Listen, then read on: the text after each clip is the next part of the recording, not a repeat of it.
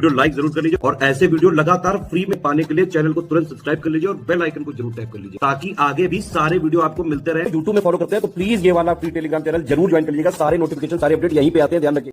नमस्कार दोस्तों इस वीडियो में मोस्ट इंपॉर्टेंट मैंने 18 बायोस्फीयर रिजर्व जो भारत के हैं वो बताया है मैप के थ्रू।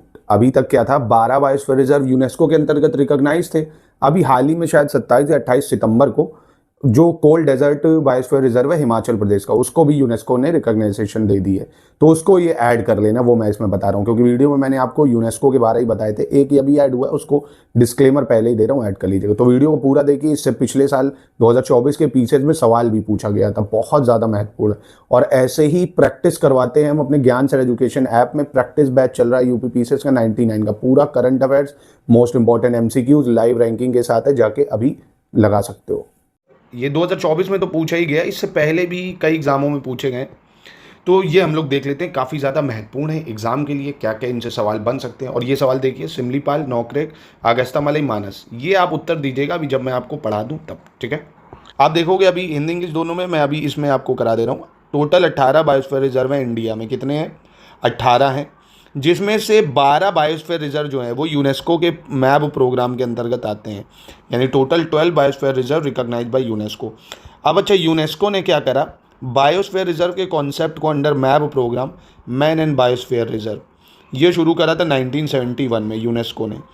अब बायोस्फीयर रिजर्व होता है एक तरह से जहाँ पे नेशनल पार्क हो, वाइल्ड लाइफ सेंचुरी हो, जानवरों के संरक्षण के लिए, जानवरों का भी संरक्षण हो और साथ में कुछ बफर जोन बना देते हैं कि कुछ इकोनॉमिक एक्टिविटी भी हो जाए। भाई ऐसा ना हो कि वहाँ पे लोगों को रोजगारी ना हो पाए, कुछ इकोनॉमिक एक्टिविटीज़ भी अलाउड कर देते हैं।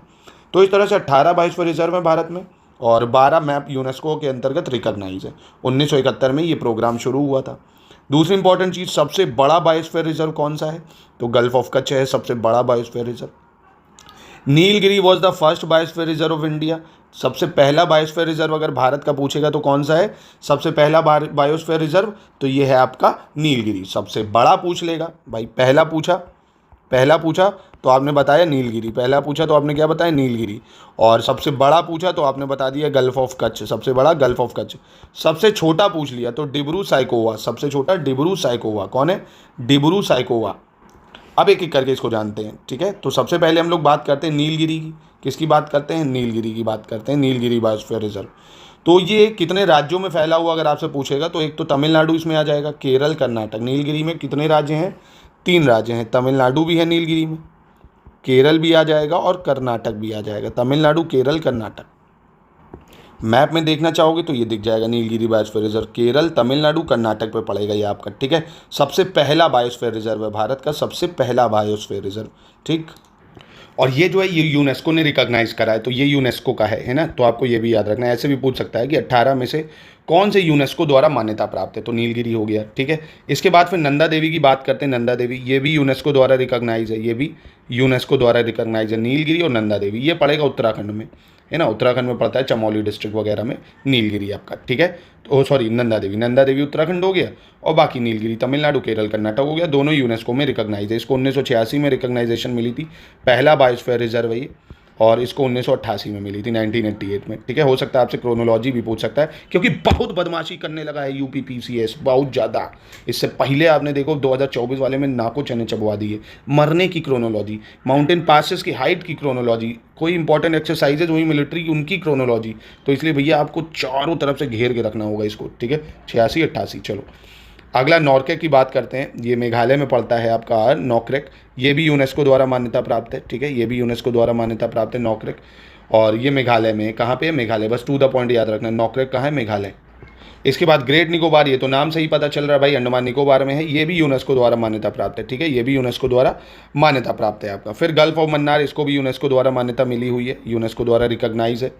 गल्फ ऑफ मन्नार ये कहाँ पड़ेगा? गल्फ ऑफ मन्नार ये पड़ेगा Indian part of gulf of Mannar between India and Sri Lanka, है ना। मैप में भी अगर देखना चाहते हो तो यहाँ पे देख सकते हो, ये गल्फ ऑफ मन्नार है ना, इंडिया और श्रीलंका के बीच में पाक स्टेट है, तमिलनाडु, यहाँ पे पड़ता है आपका, ठीक है। नंदा देवी भी बता दिया मैंने आपको, नंदा देवी भी याद हो गया आपको। और मेघालय में आपका जो नॉकरेक है वो भी हो गया आपका। रन ऑफ कच्छ ये सबसे बड़ा है। इसके बाद मानस जो बायोस्फीयर रिजर्व है असम में है ये मानस, ये यूनेस्को के प्रोग्राम में नहीं है, ठीक है। मानस यूनेस्को प्रोग्राम में नहीं आएगा। फिर सुंदरबन की बात करें, सुंदरबन वेस्ट बंगाल में पड़ता है, जहाँ गंगा अपना डेल्टा बनाती है, ये यूनेस्को प्रोग्राम में आता है ना। सुंदरबन आता है, मानस नहीं आता है।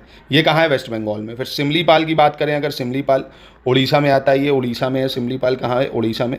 ये भी यूनेस्को के प्रोग्राम में है ना, ये भी यूनेस्को के प्रोग्राम के अंतर्गत आया है। फिर डिब्रू साइकोवा की बात करें, डिब्रू साइकोवा जो सबसे छोटा है, डिब्रू साइकोवा असम में है ना, सबसे छोटा बायोस्फीयर रिजर्व, सबसे स्मॉलेस्ट या सबसे छोटा पूछेगा आपसे तो यही है डिब्रू साइकोवा, जो कि असम में, ये यूनेस्को के अंतर्गत नहीं आता है। फिर दिहांग दिबांग की बात करें तो दिहांग दिबांग आपको पता है नदियाँ भी हैं अरुणाचल प्रदेश में, तो ये अरुणाचल में हो जाएगा, ये भी यूनेस्को का हिस्सा नहीं है। दिहांग दिबांग, दिहांग दिबांग। पंचमढ़ी की बात करें, ये यूनेस्को का हिस्सा है, एमपी में है ना, यूनेस्को के अंतर्गत रिकॉग्नाइज है पंचमढ़ी, 1999 में एमपी में है। ये कहाँ पे है? एमपी में पड़ेगा आपके। कंचनजंगा की बात करें अगर, कंचनजंगा ये सिक्किम में है, ये भी यूनेस्को के अंतर्गत रिकॉग्नाइज है। कंचनजंगा कहाँ है? यूनेस्को के सिक्किम के अंतर, मतलब सिक्किम में है, यूनेस्को के अंतर्गत रिकॉग्नाइज हुआ था ये 2000 में है ना, सॉरी मतलब बना था ये बायोस्फीयर रिजर्व 2000 में, ठीक है। और अगस्तमलाई की बात करें, ये भी यूनेस्को के अंतर्गत आता है, अगस्तमलाई भी यूनेस्को के अंतर्गत आएगा। तमिलनाडु में है ये कहाँ पे है? तमिलनाडु में पड़ेगा आपका। और थोड़ा सा केरल में भी आ जाता है, तमिलनाडु और सम पार्ट ऑफ केरल में भी आ जाएगा, ठीक है। इसके बाद बात करते हैं अचनाकमार और अमरकंटक। अचनाकमार अमरकंटक ये एमपी छत्तीसगढ़ में पड़ता है, एमपी और छत्तीसगढ़ दोनों में ही पड़ जाएगा, एमपी और छत्तीसगढ़ में, एमपी और छत्तीसगढ़ में, ठीक है। अचनाकमार और अमरकंटक ये भी यूनेस्को में आता है, ये भी यूनेस्को के अंतर्गत आएगा, ये भी यूनेस्को के अंतर्गत आएगा। फिर कच्छ की बात करें अगर, तो कच्छ कहाँ पे है? ये आपका गुजरात में हो जाएगा कच्छ वाला, ठीक है। इसके बाद कोल्ड डेजर्ट, ये आपका देखने को मिलेगा हिमाचल प्रदेश में। कोल्ड डेजर्ट कहाँ पे हो जाएगा? ये हिमाचल प्रदेश का बायोस्फीयर रिजर्व है, कोल्ड डेजर्ट। शेषाचलम हिल्स की बात करें, शेषाचलम हिल्स ये आपको देखने को मिलेगी आंध्र प्रदेश में, ये भी बायोस्फीयर रिजर्व है, यूनेस्को में नहीं है, ये आंध्र प्रदेश में, ठीक है। पन्ना की बात करें, ये आता है यूनेस्को के अंतर्गत, यूनेस्को में आ जाएगा पन्ना पन्ना बायोस्फीयर रिजर्व, एमपी में पड़ेगा, ठीक है। पन्ना बायोस्फीयर रिजर्व एमपी में पड़ेगा।